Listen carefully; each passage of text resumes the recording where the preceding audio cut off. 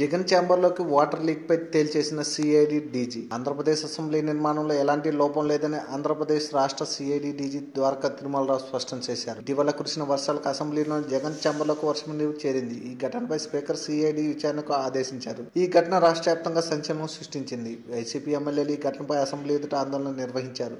ఈ వ్యవహారం టీడీపీకి రాజకీయంగా ఇబ్బందులు తెచ్చిపెట్టింది. దీంతో ఈ ఛాంబర్ను పరిశీలించిన స్పీకర్ కోడెల శివప్రసాదరావు సిఐడి విచారణకు ఆదేశాలను జారీ చేశారు. అయితే నీళ్లు లీకేజ్ అయిన ప్రాంతాల్లో పైప్ లైన్ కోసేసినట్టుగా గుర్తించినట్టుగా డీజీ చెప్పారు. కోసిన పైపును అలాగే వదిలేశారని ఆయన చెప్పారు. అసెంబ్లీ నిర్మాణంపై కాంట్రాక్టులతో కూడా మాట్లాడినట్టు తిరుమలరావు చెప్పారు. మంగళవారం నాడు ఆయన రాజమండ్రిలో సిఐడి ప్రాంతీయ కార్యాలయం చేరుకున్నారు. ఈ సందర్భంగా ఆయన మీడియాతో మాట్లాడారు. ఈ నెల 20 నుండి 27 వరకు అగ్గిగూడ ఆల్సును ఈ వేలం వేయనున్నట్టు ద్వారకా తిరుమలరావు చెప్పారు.